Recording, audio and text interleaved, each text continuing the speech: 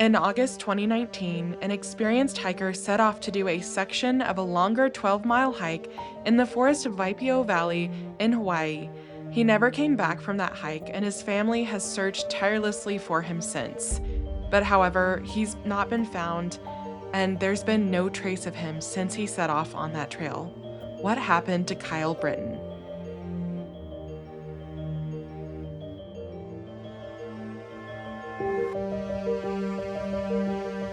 Welcome to Morbid Outdoors, the podcast that ventures deep into the shadows of the wild.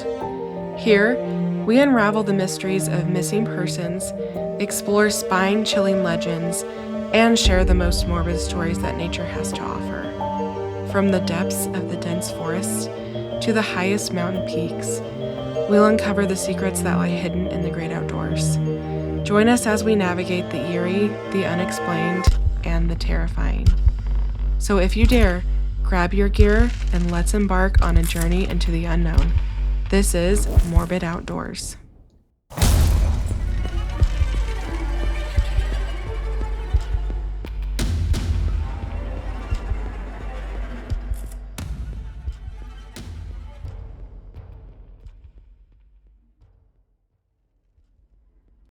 Hello, everyone. My name is Elise, and thank you for joining me today.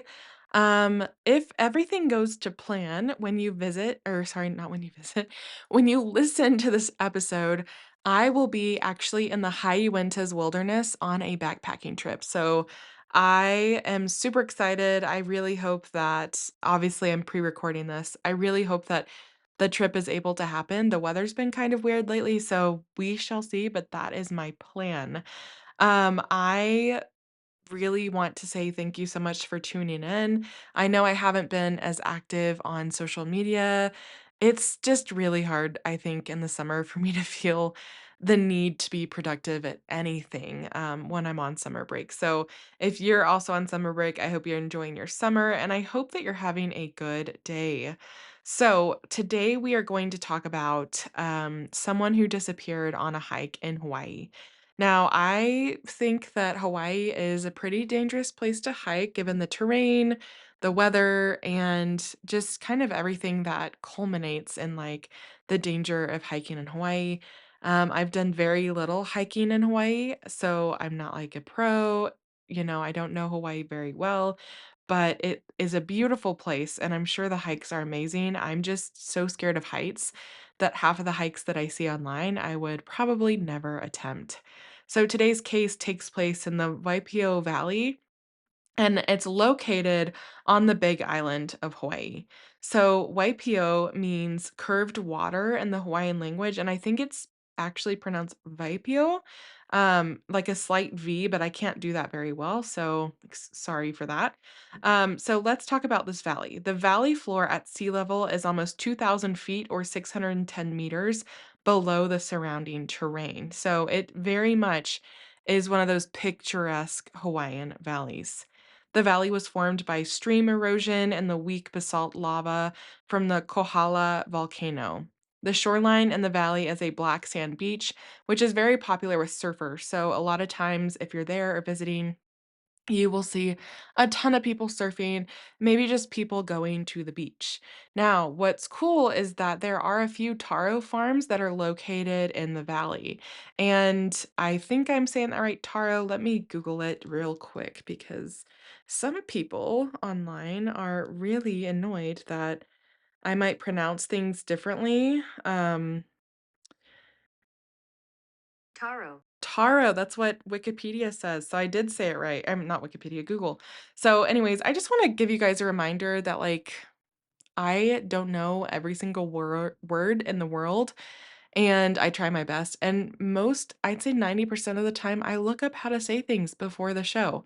But again, I'm doing reading. I can't remember all this stuff. And when you read something, it looks different than how it might be pronounced. So, Carrie Corson, thank you for making a mean comment on one of my videos. So, here we go. There are taro farms that are located in the valley, and there are several large waterfalls that fall into the valley to feed the river, which flows from the foot of the largest falls at the back of the valley out to the ocean. So, it's a beautiful, beautiful area. really, really beautiful for hiking. Now, there is a lot of trails here, and today we're going to be talking about a specific trail, but I want to give a little bit of history about this area before we start talking about this specific trail. So, at its peak, this valley likely supported 10,000 people on 800 acres of taro.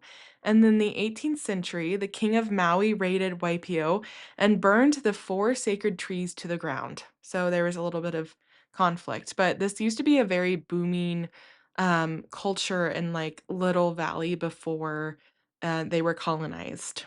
The valley has a role in the local Hawaiian folklore as a place where the gateway of Lua Milu, which is the underworld, was hidden from view by sand. So kind of spooky vibes that the Hawaiian folklore says, like, this is the gateway to the underworld, and it's basically like, the beach. So I found that really interesting. And then there was an earthquake here in 2006, and it actually caused a cliff at the entrance of the valley to collapse and slide into the ocean, as well as rock falls on the access road leading to the valley. So it's pretty remote. And we'll talk about the road to get to the valley, as long uh, with the hiking trail. That's where we're gonna discuss. So, Kyle Britton was 27 at the time, and he was planning on doing a trail here called the Z Trail, and it was nicknamed because of the route's zigzagged shape. So, if you look at this trail on a map, you will see it's very switchbacks. It's Z, like zigzag, right? So, this trail climbs 1,200 feet to the top of a ridge before descending into the Manu Valley. The first 3/4 of a mile is a very strenuous switchback, and near the top, there's a look down, like a viewpoint that gives you a great view of the Waipio Valley. So, there are a few different trails, like, there are sections of longer ones, there are shorter ones, and it depends on which one you're thinking of doing. But the one that I'm talking about is the Muliwai Trail, and I hope I'm saying that right, it's hard to pronounce, and it's a legendary backpacking trek on the Big Island that rewards hikers with the remote, untouched paradise of the valley. Starting from the Waipio Valley Lookout, you ascend a steep road to the valley floor, crossing the tidal Waialoa stream and traverse the black sand beach. The navigation then requires tackling the iconic Z Trail switchbacks, climbing 1,200 vertical feet and under a mile, that is very steep, before crossing 12 distinct jungle gulches to descend into Waimanu. So, this is like you start in a valley, you go up, and then you go back down. So, this is what I found online about this area. Overnight stays require a strictly enforced state of camping permit booked well in advance. Backpacking gear is essential, and dogs are prohibited due to the fragile native wildlife. Predictability, muddy and slick with wet leaves, the trail presents flash flood hazards at every stream crossing, along with other risks because there are, water contagions like anywhere else. You need to filter the water even though it looks pristine in Hawaii, it's not safe to drink. There is limited 24-hour parking, um which features basic bathrooms, but backpackers must pack in all food and completely pack out all trash. So this trail is 14 miles and 4,000 feet of elevation gain, and it's not for the novice hiker. So this is a very strenuous trail. This would not be a trail that you would just decide, I'm gonna hike this. It is very strenuous, and it's not advised to hike during the rainy season, because there would be large amounts of mud and swollen streams that would make this hike dangerous. So, several hundred people lived in this area until a tsunami forced them to leave in 1946. And if you go over and into the other valley, you can still see some of the ruins. So, there is a really spectacular waterfall, and I'm not going to even attempt to pronounce the name, but it starts with a W, and it's beautiful. And so at the time of his disappearance, Kyle was hoping to do this hike, not the entire thing, but a short section of it. Now, Kyle was 5'10" or 177.8 centimeters, and he had black hair, brown eyes, slim build, and was fair skinned. And on the day of the hike, he had his black backpack with a T-Mobile logo. And he parked his car at the Waipio Lookout, which is the starting point for a lot of these trails. So another hiker actually saw Kyle near the bathroom at the overlook around 6 a.m. And Kyle asked where the bathroom was, and, Kyle, the guy told him, and he said, "Hey, have a good day." And that was the last time anyone saw Kyle Britton. So this was August 30th, 2019. He was just going for a day hike. He said he was going to hike the Waipio Valley Z Trail, but he hadn't planned on doing the entire 12 to 14-mile hike. Now, apparently, from what's reported, Kyle was an experienced hiker and he had been hiking since childhood. He was actually from Honolulu, Hawaii, so he was versed in hiking in Hawaii. And he set out at around 6 a.m. for the solo hike. And 6 a.m. is a good time to start a hike, especially if you're doing a lot of switchbacks and you don't want to be out there all day. So, unfortunately, this was Kyle's first solo hike. Now, his family was worried that he was going to go hiking alone. He'd never hiked alone before, but Kyle really wanted to try it. So, I mean, they were like, "Be careful, have fun." I mean, you can't really stop your 27-year-old son from doing something like this. However, I don't think that this trail was a great first solo hike, in my opinion. I would start with something much easier and less mileage if doing a solo hike, just to get you comfortable with being out there by yourself. But that's just me. So, Hawaii police said that yes, another hiker saw him at the lookout, and that was it. So, unfortunately, Steve Britton, which is Kyle's dad, he actually told reporters that the family had never hiked this particular trail. Um, so this is Kyle's first ever time hiking this. He'd never hiked it with friends or family before. Now, he informed his family members, "Hey, I'm gonna go hike." Um, and I just think that this was the wrong trail choice. Now, his cell phone last pinged around noon on the same day, and his vehicle was parked at the trail's entrance, but his keys weren't there. So he definitely headed out on this trail. Now, his dad did tell him hiking alone's not a good idea, but you're not doing a long hike. So I'm not even sure how long Kyle was planning on doing of this trail, but his dad reported that it wasn't a long hike. And his dad also said that he'd been hiking since he was 3, so this was not a new adventure for him, but what was new was the trail and that he was going by himself. So, Kyle took some safety precautions. He told his family exactly where he'd be and when to expect his next call. Well, let me kind of run you through the timeline. So this was the timeline update as of September 2nd, 2019 at 1:40. So 6 a.m., Kyle starts the hike. Now, all of this is taking place on August 30th. He parks his truck near the Waipio Valley parking lot, and then 9 p.m., his family tries to contact Kyle, and they are unsuccessful. The next day at 6 p.m., they filed a missing persons report with the Honolulu Police Department. And so that was the 31st, and now September 1st, oh, sorry, I said Honolulu, I meant Hilo. Um, on the 1st of September, Hawaii Police Department and Hilo Fire begin their search. This is 2 days after he's been missing. They started a search, which seems kind of delayed. Then on September 2nd, 9 a.m., the search continues. Family and friends and volunteers join. There are search dogs from Kauai that have been deployed to assist with the search. There are drones that are flying over the Waipio Valley to get a closer view. There are about 30 volunteers searching by trail. So they've got drones, dogs, and family and friends on foot, right? Um, on 9/4, the search ended, the official search, and then it was a community effort past then. So it was just like his parents putting out a call like, "The search will end, and we need you to come help us keep searching because the police are not."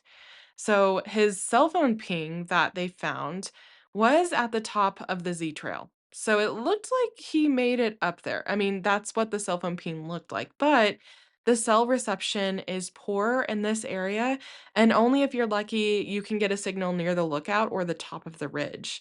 So it's like some of this data might not be super accurate because of the cell reception, and there's no triangulation because there's only one cell tower.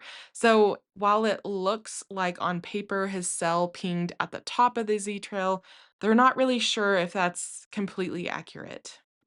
So the search kept going on for Kyle, and it was 3 weeks, and it involved search and rescue teams from Maui, Big Island, Honolulu, as well as dogs, helicopters, rappel teams, drones, thermal videography, and hundreds of volunteers. Kyle's sister in law, Heather, told CNN that a police search ended after 5 days, but the volunteer search went on for longer, and that there was criticism that the official search ended so quickly. I think 5 days searching for someone in Hawaii is an extremely, extremely short search. Oh my gosh, I cannot talk. Especially because they didn't start searching until 2 days later. So and as we know from other stories, people have been able to survive in Hawaii because of the water and fruits that are available for lost hikers to eat if they have gotten lost. So there was a search tech advisory team leader. His name was Chris, and he joined the search upon Kyle's father's request on September 3rd. His father said, quote, "No backpack, no keys, no clothing, nothing. It's baffling that the word keeps coming up. He didn't just spontaneously combust. He disappeared somewhere and we don't know how or where." So, they're not finding anything. They never found anything. And police said, "We'll look for 5 days and then we're out." And I'm sure his family really appreciated all of the people that were still helping search for Kyle, even after the police said, "We're done," because it was, another 2.5 weeks that people were searching for Kyle. So in mid-September, there was actually drone footage that captured night video of a man walking on nearby trails, which is kind of strange, for someone to be out there on those trails that are steep and dangerous at night. Kyle's dad said, quote, "Somebody was walking up the ravine at night without a flashlight, which is kind of odd out there, but we sent search and rescue teams up, combed the area, dropped them off on the top, swept the area, looked in the ravines, went from bottom up and nothing." So they did see a man walking there with no flashlight, but when they searched, they didn't find anything. And they eliminated every area that they could. And they were doing a lot of searching, rappelling. You can go, I'll link the Facebook page in the show notes. It's really interesting. There's a Facebook page that his parents updated, frequently, like daily or multiple times a day about the search. Photos. I mean, this was a very intensive search. Everybody was doing something to help out. And they looked everywhere. I mean, they were left like scratching their heads. We don't know. I mean, they could speculate, but they don't have evidence of anything. It's basically like poof, Kyle just disappeared. And we know that that doesn't typically happen, but they couldn't find anything. And so on September 22nd, 2019, after 24 days of searching with no clues or leads, Kyle's family made the very hard decision to call off the search. Now, what's interesting about this time in Hawaii is that several other people went missing around this time in 2019. So there was a Maui hiker named Amanda Eller. She went missing in May 2019, and she was found alive between two waterfalls in a forest reserve in Maui, pretty remote. And she was found 17 days after she disappeared. So, in this case, police had called off the search after just 3 days. 3 days, they said, she's gone. But she was found alive 17 days after. There was another Maui hiker named Noah Mina, and they went missing on May 20th, 2019, and unfortunately were found dead while hiking in the West Maui Forest Reserve. A search helicopter discovered the body at the bottom of a 300-foot fall line near the summit of Mauna Kahalawai, which is a 1.7 million year old volcano on Maui. So that was an accidental fall that resulted in a death. There was another hiker, Kiera Henry, 23 of San Diego, California. She was last seen July 21st, 2019, when she went for a hike in a state park on Maui as well in Hana. So she was on vacation, and to this day, she still has not been found, much like Kyle Britton. Ground searchers, they searched with volunteers, law enforcement, and professional divers, but they didn't find anything. So basically, Kiara and Kyle both went missing in Hawaii at this time on different islands and still have never been found. So, what I want to say is hiking alone can be dangerous if you don't take the right precautions. So, these are my tips to you if you've never solo hiked and you want to, but you're not sure how to do it safely. And of course, I'm not a professional. I think that you should listen to your gut and other professionals, but I hike alone literally all the time. I do certain things to keep safe. So I want to tell you what I do. So if you've never hiked alone, I would start small and local. So you should choose a short hike with easy bailout options. The trail feels uncomfortable, you can turn back, because, just pick 1 or 2 mile trail, an easy trail, and you can go do it. You need to share your itinerary. You need to provide someone close to you with a specific trail name, your start times, when you'll be returning, what car you're driving, and who to call if you do not check in with them or they don't hear from you. You also need offline navigation, not just your phone. You should have trail maps. I use All Trails, people use Gaia, because there's not cell service. I always download offline maps. Always, always carry the 10 essentials. You should never hike without adequate navigation, sun protection, insulation, illumination, a first aid kit, a knife, fire starter, shelter, extra food, and extra water. And along with that goes the navigation. Electronics, you should make sure your phone's charged. For hikes off the grid, consider carrying a satellite communication device like a Garmin inReach to send SOS signals or to check in with loved ones. I've had a Garmin inReach. I got an inReach Mini in 2020, and I've been using it for 5 years, and it works very well. I can text my husband when I have no cell service, and it's great because I can tell him, "Hey, I've made it to my destination," especially when I go do overnight backpacking trips by myself. I can let my husband can see where I'm at if I share the link with him, and then also I can send a text that he gets, and it's like and I can just say, "Hey, I made it to camp. I'm turning my device off. I'm going to sleep," or whatever. Or I'm starting.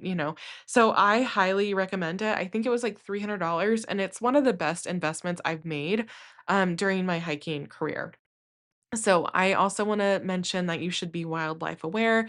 Hiking solo is generally quieter because you're not like talking to other people. So, you should make noise to alert wildlife, especially around blind corners and small hills. Now, if you're hiking in bear country, always have bear spray. Um, it can be used on other animals too and humans. So, it's not a bad idea to carry all the time. So, I also want you to know, and a lot of people don't know this or have never heard of this, but there is an international distress signal, and it's three. So, if you are lost or injured, three blasts of a whistle, or three flashes of a flashlight, or three gunshots are the intentional signal for help. So, always keep that in mind. And I know a lot of people that carry a small mirror with them just in case they get lost and they need to alert a helicopter. That is a very good tool to have, a little compact mirror so that you can shine it in the light and it's reflective so that you can be seen from far away. You need to trust your intuition. Like I said, trust your gut. Your gut instinct is usually never wrong. Pay attention to weather changes, your physical fatigue, and gut feelings. If something feels wrong, do not ignore it. So, while this is a really sad case and Kyle still has not been found, I have hope that he will be found one day and his family will get some sort of closure. So, hiking alone is fun. It can be safe, it can be dangerous. You just need to take the proper safety precautions. And something I also do, I will send a photo of what I'm wearing that day, whatever. If I'm going on a solo hike or backpacking, I'll send my husband a picture of what I'm wearing. That way it's accurate what I'm wearing.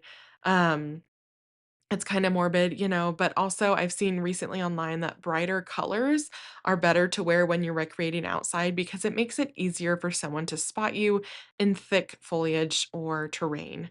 So, something to keep in mind. So, I hope you guys are all enjoying your July.